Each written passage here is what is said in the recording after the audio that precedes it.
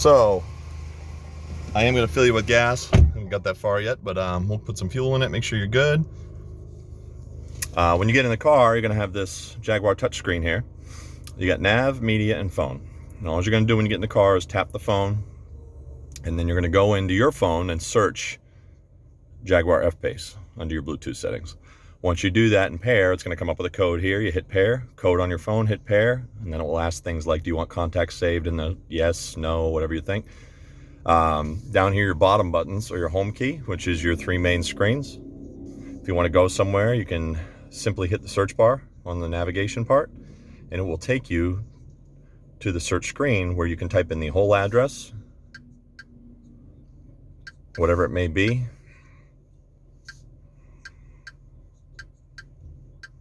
Just give me an example.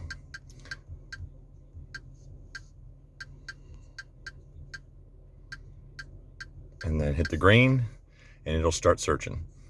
There it is. So that's just an address I picked just on this road. But anyway, then you hit start and you're there.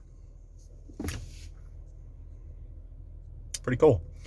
And then if you want to hit the little 6 squares over here, it takes you to the stop option and additional options like your destinations. You can have your own favorites, mute, things like that. So this nav is actually pretty intuitive. The gear shifter is easy. You just twist to reverse, and that's where you're going to have your surround view camera. There's your surround view. And then you can see when you turn the wheel, it actually shows projected path too, which is kind of neat. So love that. A couple buttons that might be confusing or new to you, being down in the south, is the heated windscreen or heated windshield button. When you click on this, it heats up the, you can barely see it, but the lines in here actually heat the windshield and melt off any ice you may get, which recently I know you've gotten, so that might be helpful. Rear defrost, defrost for the front windows, auto mode, set your temp like your house, and if you're synced, both zones are the same. As soon as I click this zone, it unsyncs. So you get like a his and hers on the climate. Pretty easy there. As far as getting to your heated seats and options like that, you click the seat button and it takes you to seat mode. Just hit the temperature for driver, that's heat by default. And then if you scroll it all the way down, it's cool. That's passenger side. Pretty simple there. Wipers here are rain sense. You just click up one time and they're on auto mode. And then on the left side over here, you've got your lights, which you just leave on auto and they'll be automatic. And these are going to be your front and rear fog lights. The rear fog lights are just a bright red light on the rear. You don't usually need that unless it's like a foggy situation. So on the dash here, you've got, I'll fix the time. I know it's a military. Down over here, you got your steering assist, lane keep assist, basically. So if you're riding on the line, it's going to keep you in your lane as long as your hands are on the wheel. And this button right here deactivates it. See how it went away? Over here is your cruise. You just hit set once you get to your speed. This is the distance between you and the car in front of you. That's further away, that's closer, that slows you down, that's resume. Can is cancel. And I do have the tailgate open, I gotta go shut that. Heated steering wheel, it lights up red if you need it. Over here is your volume for the radio, your skip functions, voice control, answer the phone or hang up the phone if you're on a call. And mode is like FM, AM, and CD. Basically, that's the basics. Up here, you've got your mirrors left and right. Just click on which one you want to control and adjust it. And then if you click them together, it actually folds them in. No, let me put them back to normal. I just reset them. There we go. Sometimes after a car wash, you'll hear them click like that. That's just resetting them back to their normal. There you go. And then click. There they go. Now they're folded in. The yellow light you see there is blind spot inactive. That means because we're sitting here at a stop, it's inactive, but once you start moving over 5 miles an hour, that little light goes out and it's ready to go. All your windows are one touch. We just cleaned them, so I don't want to roll them down, but that's your lockout, which locks out the rear completely. Can't get out of the doors in the back, can't roll the windows down. That's for children. Unclick it, everything's off. Memory seats. Once you get your seat set, memory 1. And it says memory 1 saved. You'll hear that little chime. On the right side, you got auto start stop off. That basically tells you that remote start is canceled due to, in this particular situation, the climate being on, heat's on, whatever it may be. There's a lot of parameters for that. But down here, there is an actual cancel button. So if you're not familiar with it, auto start stop, now it says off when I click that button.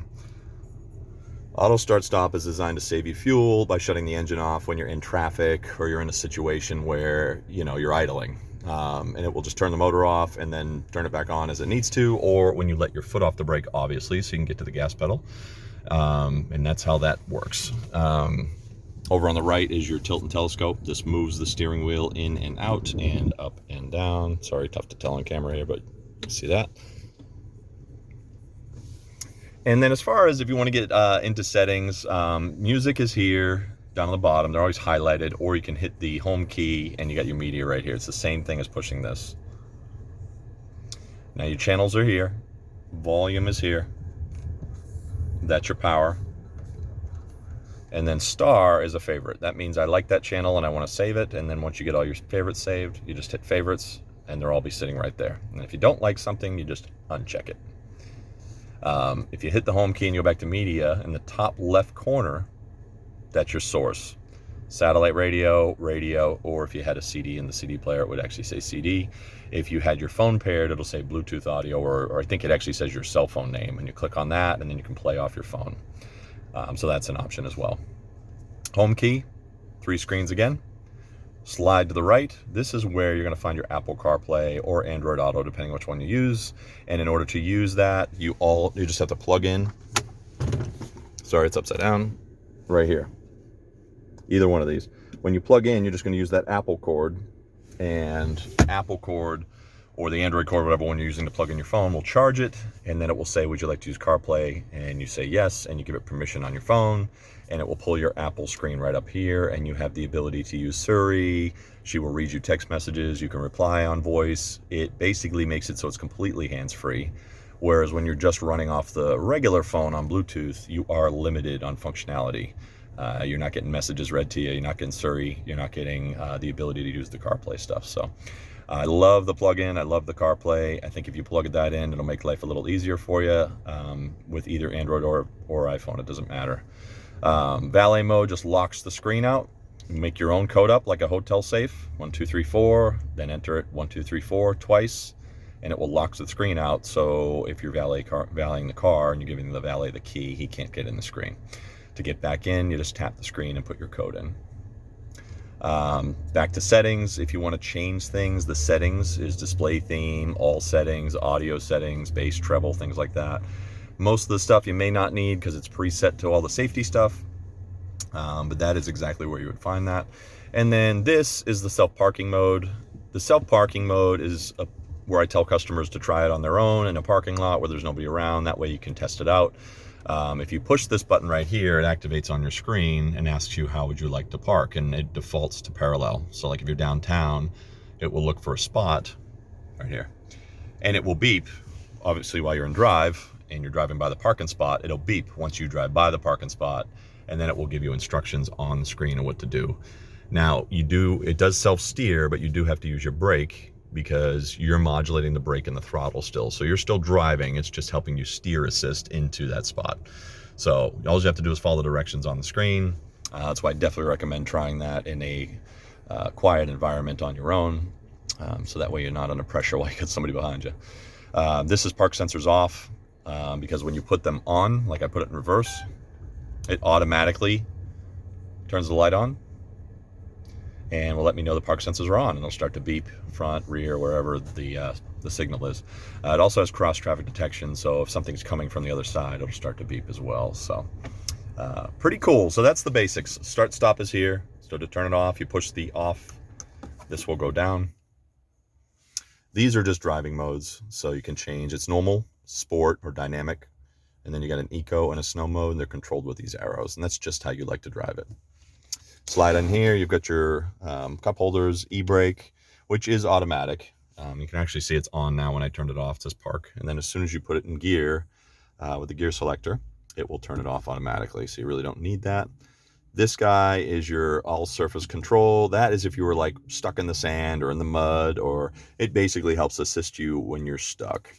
This is all-wheel drive all the time. If you need a little bit more traction at every given time, you can also put it in the snow mode, and that tells the all-wheel drive that you need something a little bit more aggressive, things like that. So hopefully that helps explain that a little bit. that is the essentials in there. There are other things to play with here. Most of it's redundant. In-Control apps are Jaguar only apps, and you actually download In-Control and then plug your phone in, and instead of using Apple CarPlay, it will use Jaguar functions. Up here on the top, if you tap the light, that is your light on, light off. Also up here, you have your map lights. This is going to be your help me, I've got a flat tire, so a connection to Jaguar. That runs on the factory warranty. Over here on the right is SOS, emergency, like you've been in an accident. Now, if there is an accident and the airbags go off, this automatically starts to flash and does turn on your hazards as a warning. So Jaguar will try and get in touch with you and make sure you're okay. This is going to be your sunroof. And then you can see the big roof there. Your shade is this button. So if you give it a, well, I just shut the car off, but make sure the car is on. And then if you touch this, it lightly, it just does it like a quick, but if you touch it firm, it will one touch forward. So you don't have to keep holding it. Pretty awesome.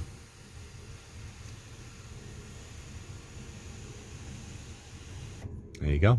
So that's the basic layout of your new F-Pace. Hope that helps a lot.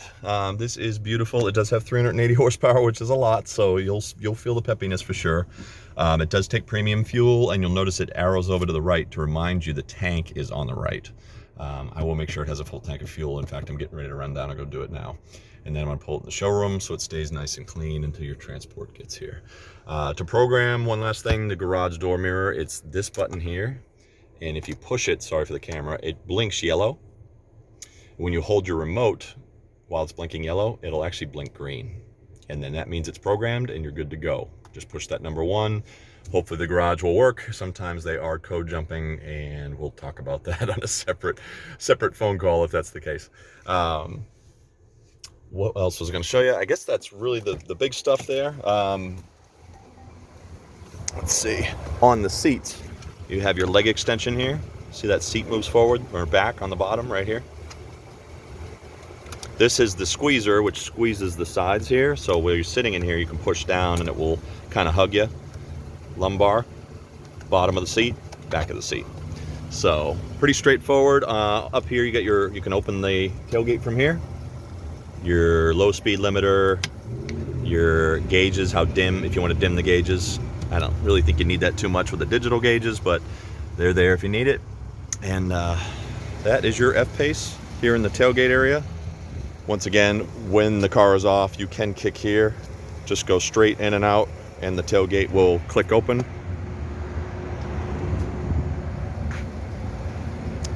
And then to fold the seats down, you can pull this lever, and that will fold them. Just make sure your front seats, you can see it's tilted a little. You have to move those front seats up a little bit. Underneath here is going to be your spare, tow hook. Pretty straightforward. The battery is actually underneath the spare, just so you know. So jumping the car is actually done from under the front hood. And I'll show you real quick where that is. Just pull your little handle on the side, and then go to the middle of the car here. Just actually take it back. Yeah, it is right in the middle. It's right here. Go to the left with it. That's what I'm moving. And you'll see there's a jump post right here. This is closed. Pull this off, and your positive jump post is right here. And it is not easy to get off. You have to kind of wiggle it a little bit. There you go. That's your jump. Negative is here. That's how you would jump it if the battery was ever completely dead, which would be a challenge because this does have a battery safety system on it. If you get a cold night, or you get a night where you get a week where it's been sitting, you may get a low battery light inside on the dashboard. That is typical on every Jaguar. They have a battery safety on them, so if they drop below like 12.3 volts, they will start shutting off primary systems like the power tailgate and things like that. And they do that so they can save your starting power. So that is normal. It doesn't mean the battery's dead. It just means that it was low because it was sitting for a little bit, because we do have keyless entry, which is hand in the handle, lock, and those things stay active. That way you can get in your car, but they can, over a period of time, lower your battery to a point where it will start shutting things off, and it gives you a friendly warning saying, hey, your battery was low, but it'll still allow you to start the car. So If you ever see anything like that as normal, tire pressure lights, things like that, you do have the certified warranty, so you can bring it to your Jaguar dealer if you did have any weird lights that you didn't understand, of course. But we really appreciate it. Absolutely beautiful vehicle. If you have any questions, once you get the car, we'll go over it again. Happy to do it. Thanks again. I hope you have a great weekend.